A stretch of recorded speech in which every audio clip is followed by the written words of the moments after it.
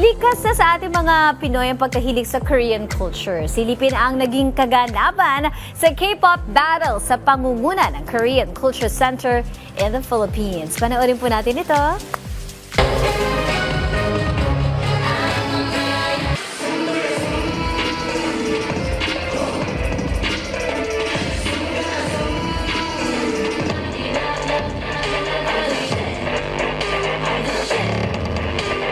Makulay, masigla at talaga namang puno ng enerhiya. Yan ang naging tagpo sa lungsod ng Maynila sa ginanap na Everyone's K-pop Battle of the Champion 2026. Pinangunahan ito ng Korean Cultural Center in the Philippines, katuwang ang National Commission for Culture and the Arts. Bahagi ito ng pagdiriwang ng ika-77th year na matibay na diplomatikong ugnayan ng Pilipinas at South Korea. Isang patunay na mas lalong lumalalim ang pagkakaibigan ng dalawang bansa sa pamamagitan ng kultura at musika. Ang nasabing event ay hindi lamang isang selebrasyon, isa rin itong matinding tagisan ng galing at talento. 4 na dance group ang nagharap-harap sa entablado.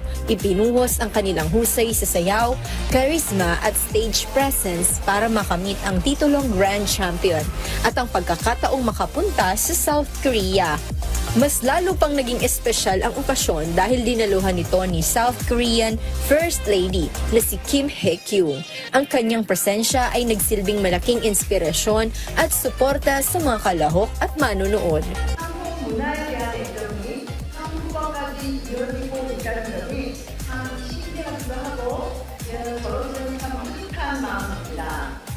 지금처럼 열심히 공부하셔서 여러분들이 좋아하는 K-팝을 한국어로 마음껏 부를 수 있는 날이 오길 바랍니다. 잠시 후에 무대에 오를 네 팀은 필리핀 최고의 K-팝 퍼포먼스 그룹이라고 들었습니다.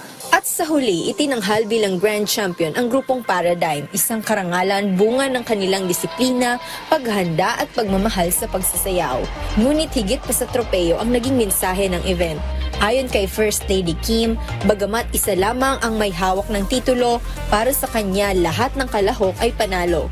Bilang regalo sa kanilang dedikasyon at ganda ng performance, lahat ng 4 na grupong nagtanghal ay pinagkalooban ng libreng biyahe patungong South Korea. A day of music, dance and unity.